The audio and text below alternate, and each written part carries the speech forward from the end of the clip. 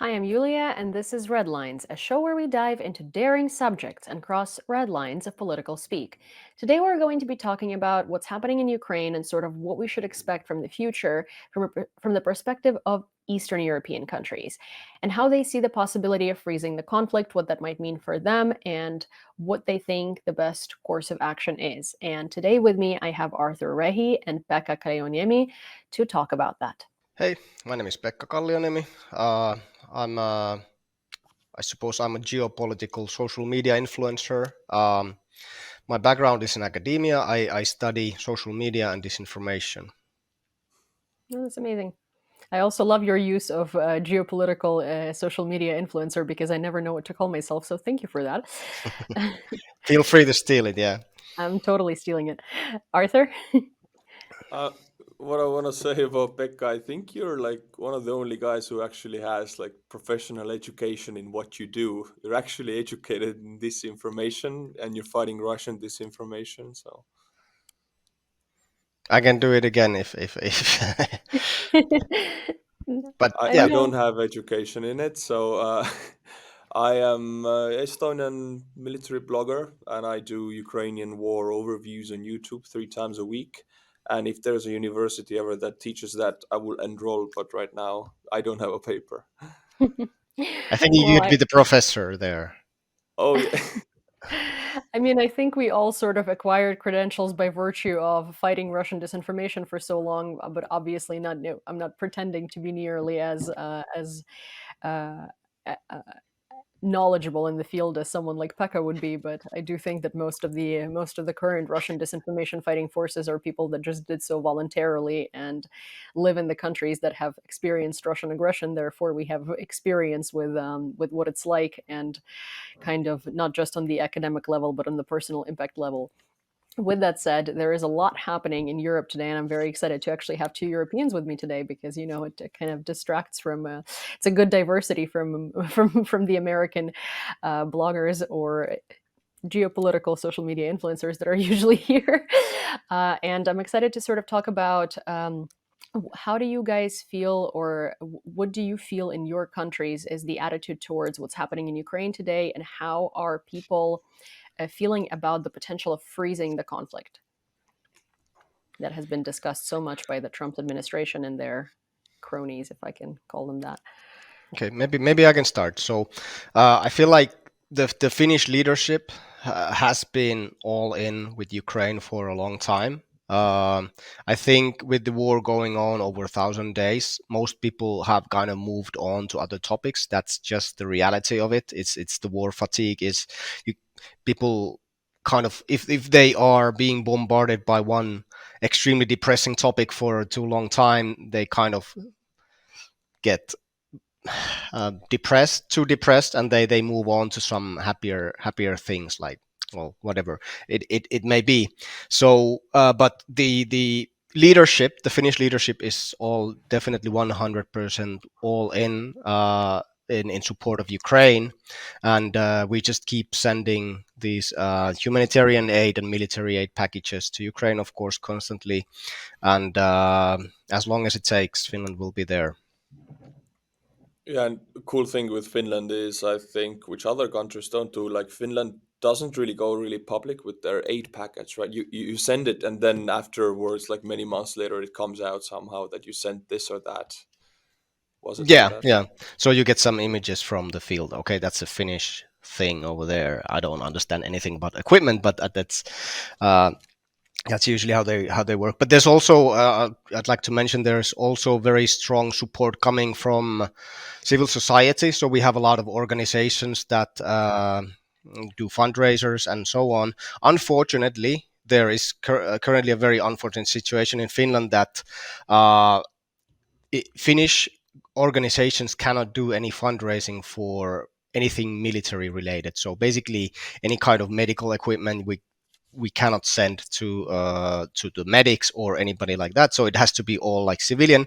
But there is a very strong movement right now pushing to change this. So change of the legislation, so it would be possible in the future. So let's hope it happens. Yeah, I it's a very remember. Oh, sorry. No, no, no. I was just gonna say it's very similar to what's happening in the United States. It's like you can't publicly fundraise for foreign military organizations. But yeah, go ahead, Arthur. Last convoy when we were I think it actually wasn't the last. It was May convoy 2024, 69th Living Brigade. We have like 10, 20 cars. We were driving one big convoy, and suddenly there's another green convoy ahead of us, and we go past them, and there was these huge Finnish flags. So it was like the exact same thing we were doing. Civilian trucks painted green, only it was Finnish. So on some random Polish roads, we just passed each other. Yeah, There nice is moment. actually there is a quite famous yet anonymous Finnish group that evacuates fallen soldiers from the front lines, and well, I mean, no one really knows what the name of them is, but they know they're Finnish, and they basically, if there is like a unit on the front lines, especially a foreign unit, and there has been like a Russian assault, and a lot of bodies obviously are in the field, and it's really hard to retrieve them. And then then this Finnish group will come in and help to retrieve them, which I think is a very, like one of the most dangerous tasks one can do. And I've heard about their work quite a bit, so that's a very interesting bit that I don't think a lot of people know about volunteers from Finland. Everyone thinks that they're sort of like these renegades. I love how we were focusing on Finland today. It's almost like Pekka here is in the middle, and we both are just sort of, we're bringing Finland up there in the rankings. I mean, it's Well, not the secret Finnish unit. It is Pekka, literally. Like he is the guy who's doing it. Like you don't know who the guy. It's Pekka. Yeah, it's oh, Pekka. interesting. Well, see, every time that I've had to deal with it, it's always like so incognito in Ukraine because no one really wants to talk about it because of Track a Nazi Merc and several other websites that are very lovely to foreign volunteers in Ukraine. But it's nice to put a face on on the person behind it. Well, so sort of to backtrack to the previous question, I was more so curious about civil society, right? And like what civil society thinks in terms of like the possibility of freezing the conflict, in terms of how do they think this is going to affect the situation in Europe, and whether, like, for instance, Americans, right? If you ask an average American somewhere in Oklahoma, they will be like, yes, please freeze the conflict, no more money to Ukraine, all of that, like Russia, like they just need to negotiate. What are the personal people's stances in majority, I guess, as much as we can speculate on them, about the frozen conflict, and what do people think this would entail?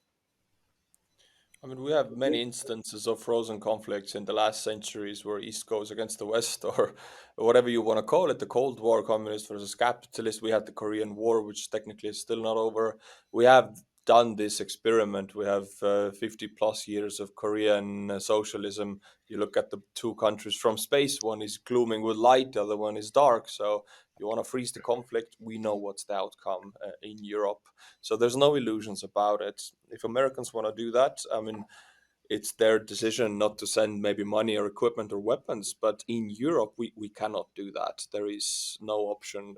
Even if the conflict will be frozen for a few years, it will be kick-started again into the hot phase. This war will continue.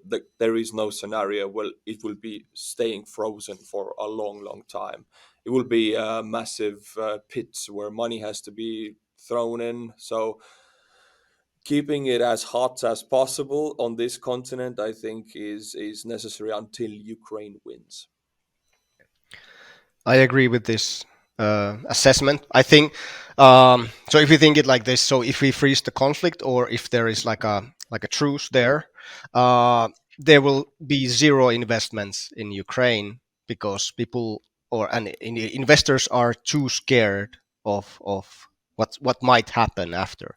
So I mean, how many treaties has Russia just broken outright, and they just don't they do not they just break all these treaties, and they've done it before. So I think there's zero reasons to trust Russian leadership in this. And as long as there is like a frozen conflict, Ukraine will be in this like a purgatory state where basically there will be no investments into the country. People are and tourism will probably die out too. So it's like I don't think it's a good place to be for Ukraine. And I'm sure that Russia will be preparing for another invasion while the truce is there. So it's like I don't think Ukraine wants another Minsk agreement, Minsk 3, or Minsk, then it comes Minsk 4 and so on, and they just don't hold. So I truly don't believe in this. I agree with that as well. I also, it's funny that you mentioned Minsk because recently Lukashenko has stated that Belarus has to be at the table for negotiations and be included in the process because of their own interests. And I find it so incredibly funny that they think they're still relevant or anyone cares about their opinion or what their interests in the region are or in general. But you're very correct in terms of investments, but it's not just investments. It's like Ukraine basically stalls, all of the progress in Ukraine kind of stalls while this is happening. Because, for instance, even if you, this is a, like a situation from daily life, if you order something that's like over $100 in price, it's likely going to be shipped from a warehouse in Poland or a warehouse that's right on the border because no one wants to keep any supplies in Ukraine. Like, for instance, I don't know if you want to get a Dyson Airwrap for your girlfriend or something and you order it from a website, it's going to be coming from Poland because no one wants to keep it in a warehouse because no one wants anything to happen to those like expensive goods that they're storing, like what happened to Rosetka last year, or it was like in the beginning of this year. Another thing here is that I think people have this misconception that a frozen conflict somehow is like the end of the war and the end of the suffering. And I hear a lot of the times people say, well, like when Trump was president, there were no wars, right? And they're referring to Ukraine as well because they have no idea what was happening in Donetsk and Luhansk. And they think for some reason that from 2014 to 2022, when the conflict was frozen, nothing was happening in those territories, but there was consistent bombardment from Russia. There was consistent torture, and Russia, and all that did is like a lack of international attention on the subject was gave Russia time to regroup and get more troops and then invade in 2022. So do you think that a lot of people's opinions around the world, those that support sort of the ceasefire and the freezing of the conflict, just simply misunderstand what that entails? Or Well, I do think so. It's also, unfortunately, Russian export of fear and propaganda and disinformation is very effective. And I can't blame the people who have fallen victim to it, but it is Russian propaganda and Russian disinformation. Freezing of the conflict is a loss for United States and Europe. That's as black and white as it is. And still, we have people in the US and sometimes in Europe wanting the frozen conflicts to stop the suffering. Freezing the conflict just lengthens the suffering. So it is unfortunately very effective Russian disinformation campaign, and we have to fight against it. Also, you said until the next conflict, I mean, frozen conflict is just a pause for Russia. I love how Johar Dudayev, the last president of Chechnya before Russia occupied, said it that Russia always seeks a pause in hostilities when it's weak on the battlefield. If it's strong, it just wants to fight on. So if they are exporting this information to make a ceasefire somehow, it sends us a message that they know they're weak on the battlefield. yeah, that's actually very true. I think that Russian propaganda also gets a lot stronger when Russia is doing badly. Like when I see a lot of trolls in my comments or when I see a lot of activity of Russian disinformation, I know something is happening on the battlefield that they're not too happy with. Even if they're like making small gains in small cities or something, there might be like a shortage of drones or a shortage of production or sanctions are hitting too hard. Because I think people assume that when Russia writes this propaganda, it's because they're actually doing well.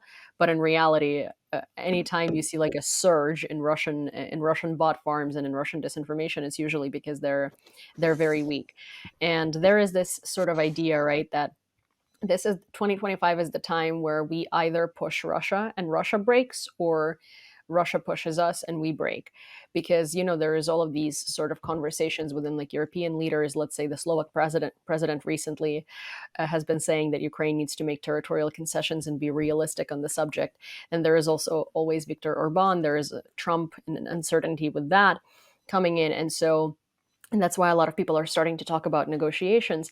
Do you think the idea that 2025 is sort of the time where we should, on the contrary, group together and pressure Russia more and Russia will break?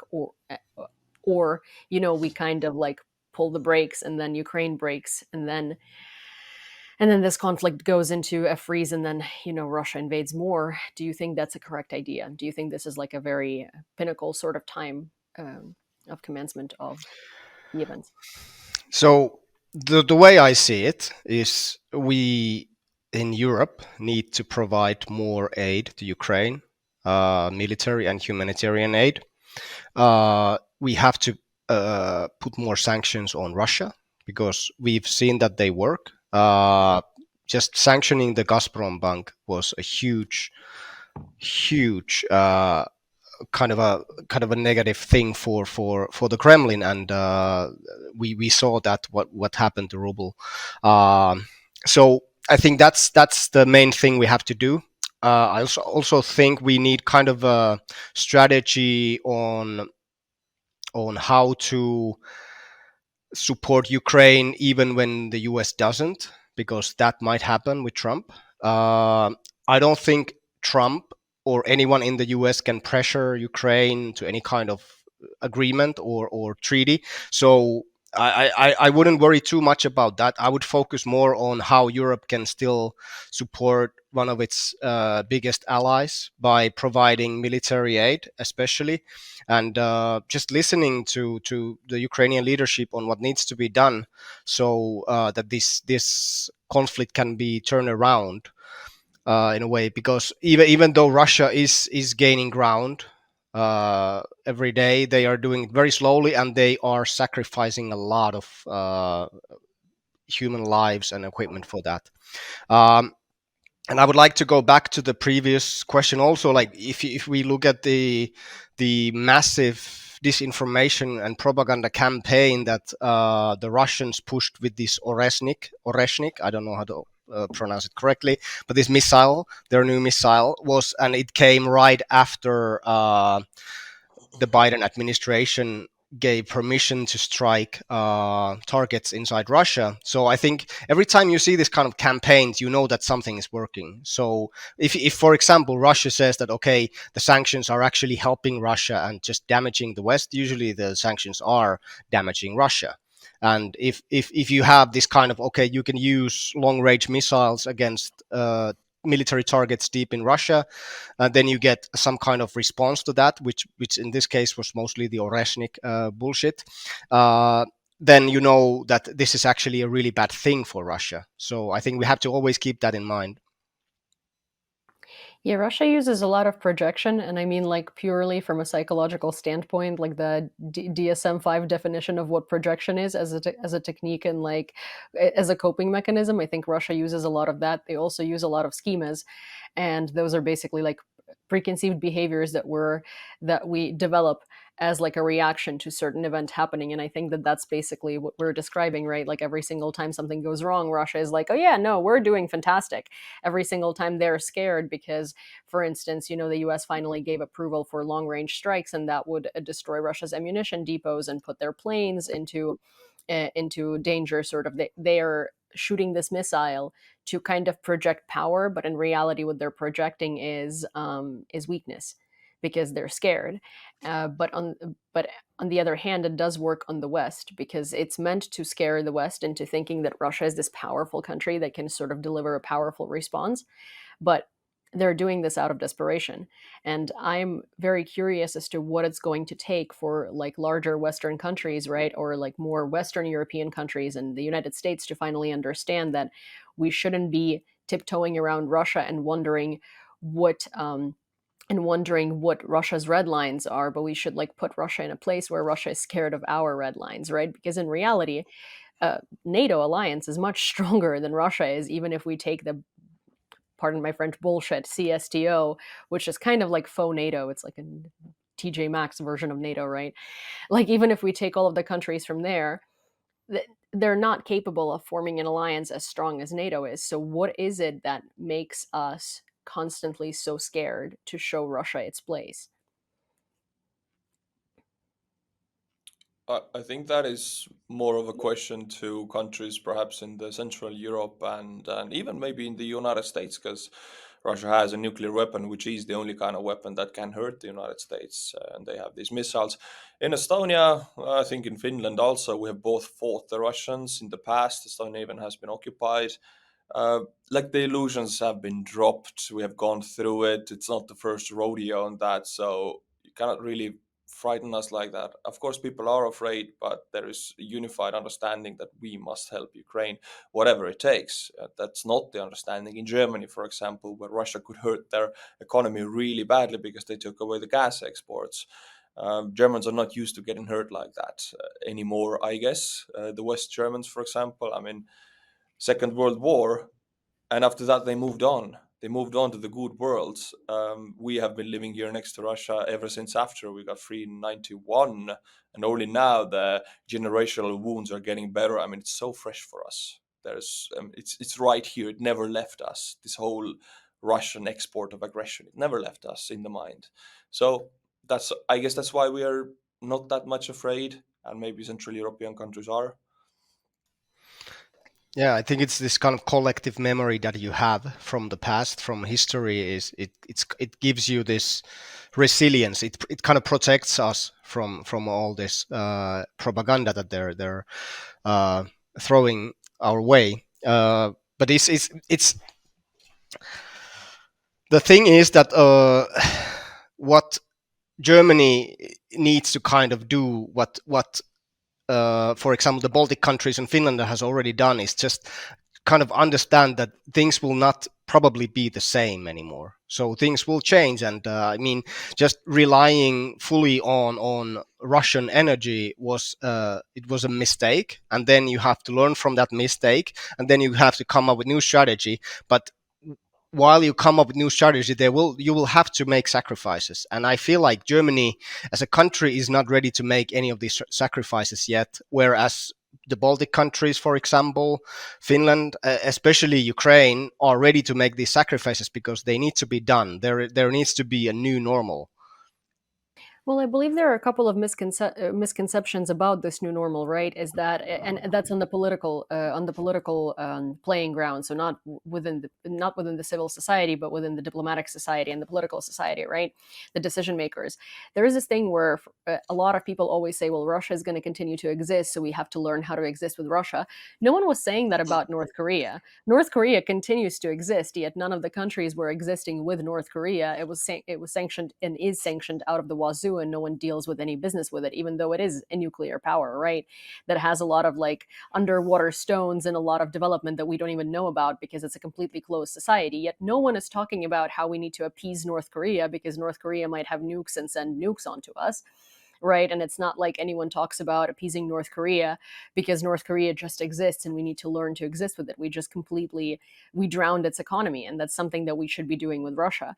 I think the second misconception is that Russia is this big, huge power, and that, a smaller country like Ukraine can't win against it. But then Arthur mentioned that both of your countries have fought Russia before, and that gave me kind of a flashback to the Finnish front, which is a war that a lot of people, I guess, in Western Europe and especially in America have never heard about, right? Which is something that Russia completely kind of fell on its face on. Obviously, it was a lot of losses for Finland, but at the same time, like Russia wasn't able to accomplish its goals. And Finland is a small country compared to Russia, right? And Finland is not a nuclear power, and yet it gave Russia it made Russia back off. Yeah, there were. I think there were still a lot of factors that benefited Finland in that. I think it was like 3 months war, and then there was also the continuation war and so on. But I mean, Winter War was definitely sort of a victory for Finland. We ended up giving up around 10% of our total land, but still, basically the initial idea was to conquer Finland quickly, and I think Stalin gave like 2 weeks to do this, so that the victory would be given to him on his birthday.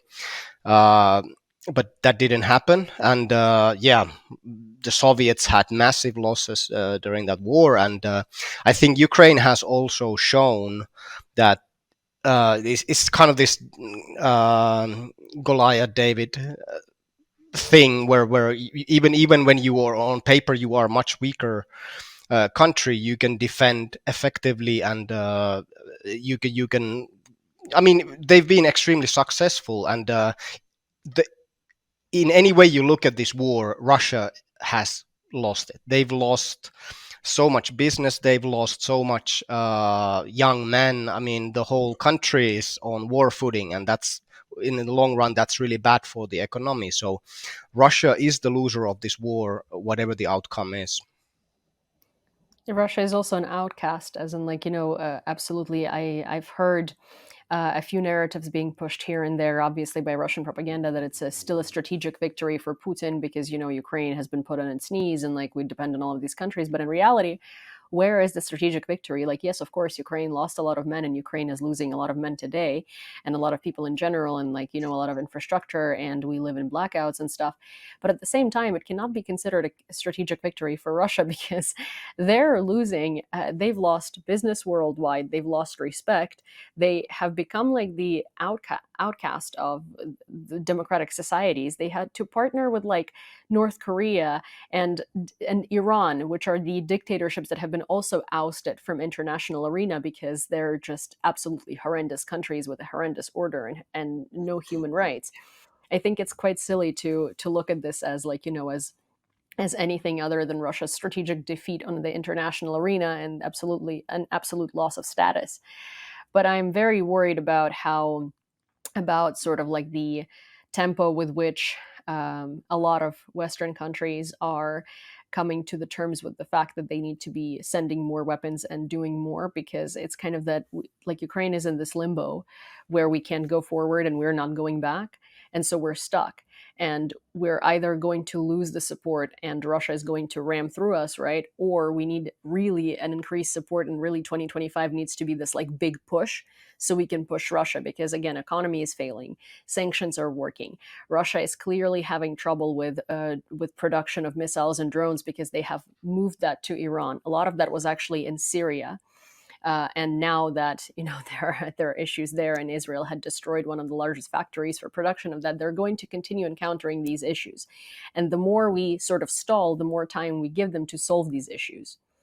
So it's been this like never ending loop, right? Where Ukraine makes progress and the West is like, oh, they've made progress. Okay, well, we're not going to bother like letting them long range strike, or like we're not going to bother this. And it's like, no, but in order to for us to keep this progress, we really need to like keep going up, not standing here.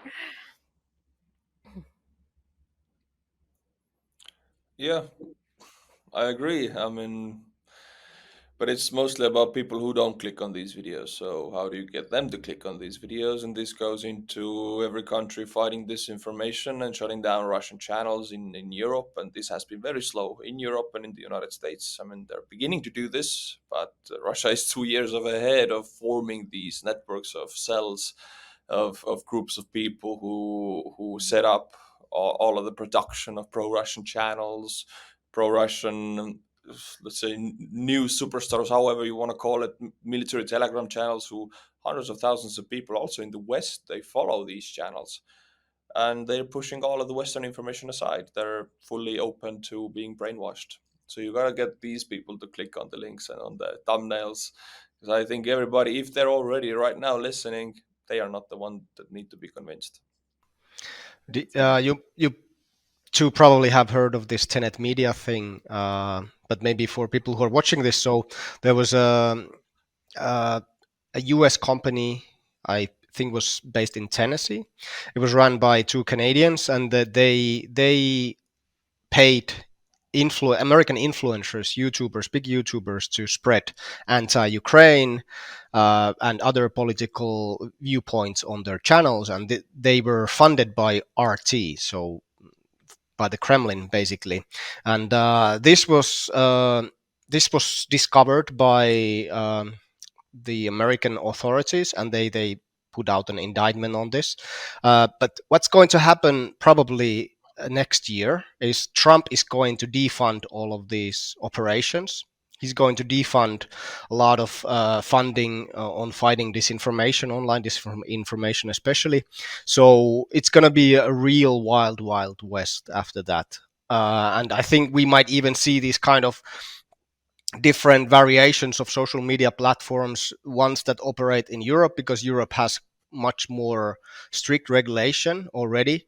And so I think we're going to see a lot more disinformation and propaganda coming up on American platforms, or American centric platforms, starting next year. So it's going to be a massive problem, from now on, even bigger than before. Well, I really think that the biggest issue here, right, is sort of that we as Europe altogether need to realize that we're kind of on our own here. Because, for instance, I'm sure you've heard about the TikTok ban in the US. If that gets banned, then there is really no way to get through to Americans. Because at this point, X is an echo chamber, or Twitter is an echo chamber of Republican, kind of far right disinformation, right? And whatever Elon Musk wants us to believe, which, for him, he's obviously evidently incredibly pro Russian. And all of the narratives that he boosts artificially within the algorithm are pro Russian. So if something like this happens and there is like no TikTok, where, to be fair, like, sure, there are issues with TikTok as well, but as like someone who've worked their most of their adult life in UX design, I kind of understand that a lot of these issues don't necessarily come from, like, TikTok itself doing things to content. It's more of just like the presence of Russian bots that kind of steer content different ways. Americans get a lot of their information from TikTok, and for me, for instance, TikTok has been the biggest platform where I have been able to reach American audiences, and for a lot of creators as well. So I don't even know anymore how to speak to Americans after, sort of like, after this ban on January 20th, because in reality, TikTok for America is one of those platforms where if you're not interested in Ukraine, you can still somehow get a video about it, just because the algorithm like sent it to you. On YouTube, if you're not interested in this, it's not going to go your way. If you've never watched like political videos or videos about war, you're never going to see it because you're not the demographic for the algorithm. So at this point, it's just kind of this limbo where I think the conclusion here is that Europe needs to stand on its own ground and understand that we cannot rely on the United States anymore, and that this truly is our problem and that we need to solve it. Yeah, I also want to mention that I think this problem is being simplified a lot. It's been oversimplified a lot. I think it's not just like what platforms allow, what content, and so on. It's a long term issue of education. It's a long term issue of media literacy. It's like how do we teach children and young people to kind of differentiate between facts and bullshit online. And it's not really something that can be solved real quickly, or just by closing down these platforms, because this information and disinformation will find its way somehow. Even if these platforms are closed, they'll go to other platforms.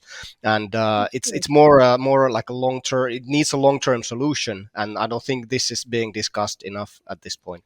No, for sure. I mean, I agree with you greatly. The reason why I was mentioning it is because, like, for the United States, TikTok is kind of like a cultural phenomena where a lot of people get their information that they wouldn't otherwise have gotten, and a lot of people have actually learned like history and geography and things about the world that they in America would never have learned otherwise, simply because of how TikTok works, right? And I think that closing down this platform is only going to make it harder to reach those American audiences that already have really bad education and literally cannot point out most countries on the map in Europe. And of course, it starts with education, and it starts with the systems that are also being dismantled.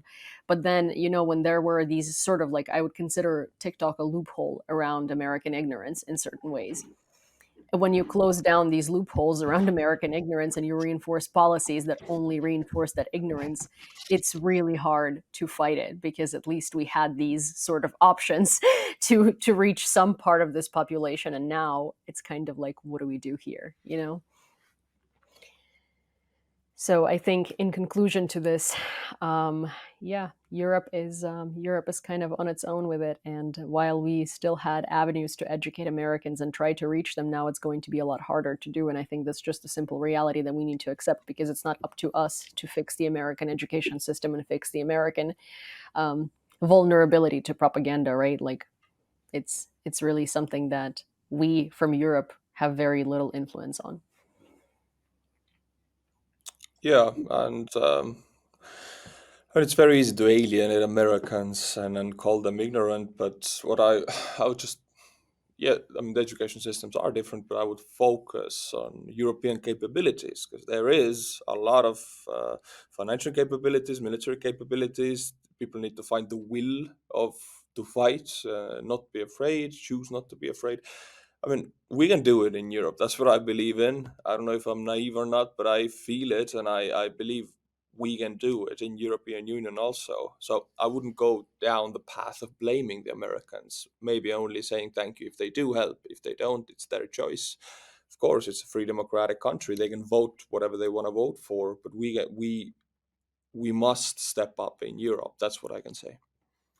Well, yeah, I Yeah. agree with you. I wasn't necessarily trying to blame Americans. I'm partially American myself, if I can say so, because I've lived there for such a long time. It's just that I think I'm so exposed to sort of like the problems within the American system that it's not necessarily blaming America. It's kind of like accepting reality that likely we can no longer sort of like consider America to be a big partner because it's going to be harder and harder to reach America and kind of like reach the bubble that is going to be forming within the United States, even more so than it has already been formed, especially given that it's an ocean away and they don't necessarily experience our issues as avidly as we do. Any conclusive thoughts? Yeah, I think I agree with both of you, and I think we still have to remember that America is very far away. It's like, okay, how many of us were kind of following closely some wars in Africa, for example. So it's I think we always have to think of the perspective. But I mean, American population votes, of course, they are a democratic country and they vote for whoever they think is the best leader for the country, and that's respectable. But also, I think what's sometimes forgotten is kind of this alliance between Europe and the US, which has been going on for a long time. We have the US has helped Europe massively, like the Marshall Plan, for example, and they even helped Finland being rebuilt. So this kind of alliance, it's I think it's slightly threatened by this. I'm not going to call it. Well, I'm going to call it isolationism. That's probably coming on with Trump. So, but I really hope that this good alliance between the U.S. and Europe doesn't just crumble away because of some foreign policy decisions. For sure. Well, I guess that's something that we're gonna have to wait and see on. It's just, it's I think it's the end of the year, it's Christmas season, it's supposed to be cheerful and everything, but it's also very reflective. And I feel like mostly Christmas season and New Year's is a very depressing period of time because it's kind of like, the conclusions of the year and predictions for next year, and it's not looking great so far. Well, thank you so much for joining me in this conversation, guys. Always a pleasure to have you on the channel, and I hope that I will see you here again soon. And thank you for sharing your perspective on what's to come, I guess, in the future, and what we should be doing to kind of influence the situation in a more positive stream. Thanks for having us on. Yeah, thanks, and happy holidays to everyone. Yeah, Happy to you as holidays. well. Well, hopefully, this conversation was as interesting to you as it was to me. It certainly was a great panel, and I really enjoyed it. And if you enjoy conversations like that and want to hear more of them, please don't forget to subscribe to this channel. Also, turn on your notifications so you don't miss the next video. And of course, like the video, share it with friends, and comment on it your thoughts, questions, and suggestions, because they're always very helpful for me to plan for the future. See you next time.